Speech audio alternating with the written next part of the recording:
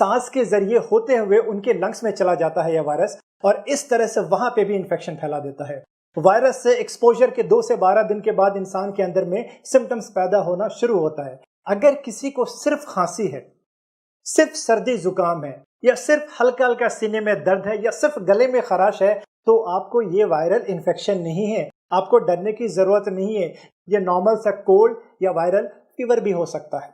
Corona virus disease के लक्षण कुछ ऐसे हैं: सूखी खांसी, बुखार और सांस लेने में दिक्कत। एक साथ सारे लक्षण सामने नहीं आते हैं। सबसे पहले फटीग, उसके बाद साथ में सर में दर्द, फिर अगले दिन बुखार और गले में खराश और खांसी, फिर पूरे जिस्म में जॉइंट्स में दर्द होगा। उसके बाद 4th-5th डे पे सांस में दिक्कत महसूस होना और फिर उल्टी और लूज मोशन साथ में हो सकता है।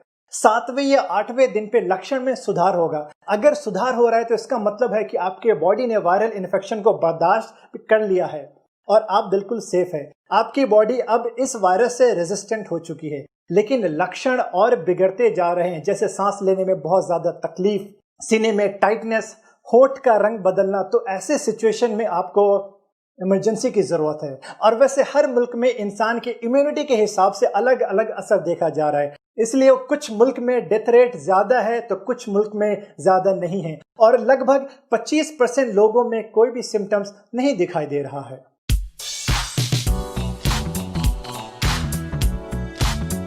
एक बार किसी को यह बीमारी हो जाए तो क्या दोबारा भी हो सकता है? यानी इसमें रिकरेंस के भी चांसेस हैं। आपको ये इन्फेक्शन हो जाए तो आपके शरीर में एंटीबॉडीज बन जाते हैं जो कि ज्यादा दिन तक रहेगा, लेकिन लाइफ टाइम इम्यूनिटी नहीं है इससे। अभी दोबारा हो सकता है लेकिन जल्दी नहीं।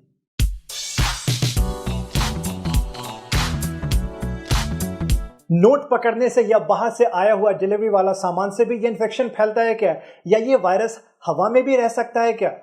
आपको बताता चलो, ये वायरस इन्फेक्टेड इंसान के खांसने और छींकने से ड्रॉपलेट्स के साथ बाहर निकलता है और नए रिसर्च के हिसाब से यह वायरस हवा में 2.5 से 3 घंटे तक रह सकता है। इसके अलावा गत्ता यानी कि कार्डबोर्ड पे 1 दिन, प्लास्टिक और स्टील पे 3 दिन, लकड़ी और ग्लास पे 5 दिन, एल्युमिनियम पे 8 घंटा रह सकता है।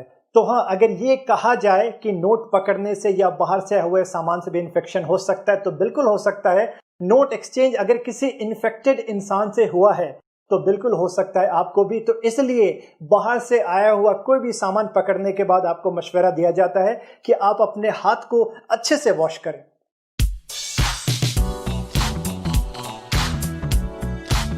सब्जी या ग्रोसरी का सामान लाने के बाद डेटॉल से धोना चाहिए क्या? सब्जी या नॉनवेज आइटम को डेटॉल से नहीं धोना चाहिए। डेटॉल में ज्यादा रसायन होते हैं जो कि इंसान को नुकसान पहुंचा सकता है। सब्जी को डिश सोप से वॉश कर सकते हैं या फिर एक जगह पे पानी इकट्ठा कर लीजिए और उसमें नमक मिला करके सब्जी को 5 मिनट के लिए डाल दीजिए तो काफी होगा। और इसके अलावा या तो पानी और विनेगर से भी धो सकते हैं। ज्यादा अच्छा से पका लेना काफी होगा डिसइंफेक्शन के लिए। और खाने से ये इन्फेक्शन नहीं फैलता है, ये एक रेस्पिरेटरी डिजीज है। हाँ, जिस प्लास्टिक बैग में या झोले में आपने ग्रोसरी का सामान लाया है उसको अच्छे से डिस्पोज करिए या सैनिटाइज करिए। और फोन, लैपटॉप, ग्लासेस या जो भी इस तरह की चीजें हैं जिसको हम बार बार टच करते हैं, ऐसी चीजों को सैनिटाइज करते रहना चाहिए सैनिटाइजर से। और हर काम करने के बाद अपने हाथ को बहुत अच्छे से धोइए।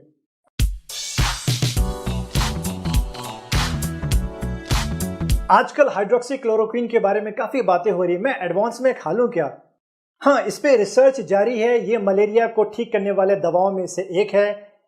इम्यूनोमॉड्यूलेटर की तरह यह दवा काम करता है, लेकिन इसका सक्सेस रेट सिर्फ 40% लोगों में ही देखा गया है। और साथ में जिसको भी दिल की बीमारी है उनके लिए यह दवा बहुत ज्यादा नुकसानदेह है। आपने सुना होगा न्यूज में कि एक बंदे ने हाइड्रोक्सीक्लोरोक्वीन खाया और खाते ही मर गया। तो बिना डॉक्टर के मशवरे से आपको यह दवा बिल्कुल भी नहीं खाना है। डॉक्टर आपको अच्छे से जांचने के बाद ही कोई दवा प्रिस्क्राइब करेगा।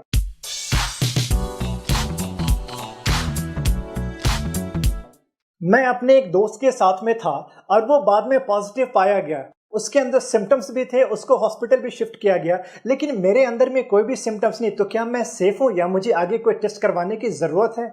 जी हाँ, ज्यादा चांसेस हैं कि आप भी इन्फेक्टेड होंगे। अगर आपके अंदर सिम्टम्स नहीं हैं तो प्लीज अपने आप को 2 हफ्ते के लिए आइसोलेट कर लीजिए। आप किसी के कांटेक्ट में मत जाइए, सोशल डिस्टेंसिंग सबसे मेंटेन करिए। जो सामान आप यूज कर रहे हैं उसको दूसरों को मत छूने दीजिए।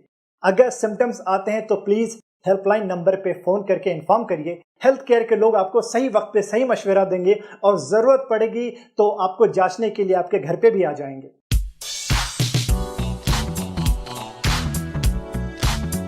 मेरे घर में एक केस पॉजिटिव है और उनको माइल्ड सिम्टम्स है। हमें क्या क्या प्रिकॉशंस लेना चाहिए? हॉस्पिटल में जांच हो चुका है और पॉजिटिव हैं। माइल्ड सिम्टम्स या ना के बराबर सिम्टम्स होने की वजह से ही डॉक्टर ने उन्हें होम आइसोलेशन के लिए मशवरा दिया है। तो आप उनके लिए एक रूम और वॉशरूम बिल्कुल अलग कर दीजिए। जो पेशेंट है उनको लगातार मास्क पहनना चाहिए और मास्क गीला होते ही बदल लेना चाहिए। उनके लिए इस्तेमाल का सारा सामान अलग होना चाहिए। फैमिली के अंदर भी सबसे सोशल डिस्टेंसिंग मेंटेन करिए। जिस प्लेट या ग्लास का इस्तेमाल वो करते हैं उनको अच्छे से वॉश करिए, ग्लव्स पहन के, और वो भी डेटॉल के पानी से। आप जब भी उनको सर्व करने जाएं दवा, पानी या खाने के लिए, तो प्लीज आप भी ग्लव्स और मास्क अच्छे से पहन के जाइए। बाद में अच्छे से ग्लव्स एंड मास्क को डिस्पोज करिए और अपने आप को सैनिटाइज करिए। आप अपने घर पे भी उनके बॉडी टेम्परेचर को लगातार देखते रहिए। बीच बीच में सिम्टम्स अगर ज्यादा बढ़ रहा है या सांस लेने में तकलीफ हो रही है तो प्लीज हॉस्पिटल को इन्फॉर्म करिए या हॉस्पिटल लेके जाइए। साथ में इस बात का भी ख्याल रखिए कि पेशेंट के साथ ऐसा बर्ताव मत करिए कि उनको डिस्क्रिमिनेशन जैसा फील हो, यानी कि उनको भेदभाव ना लगे। ऐसे सिचुएशन पे मरीज को भी और हेल्दी इंसान को भी समझने की जरूरत है कि अभी जो भी हो रहा है वो वक्त की नज़ाकत है और सिर्फ 2 से 3 हफ्ते की बात है। और घर पे जो भी बूढ़े ज़ईफ लोग हैं उनको मरीज से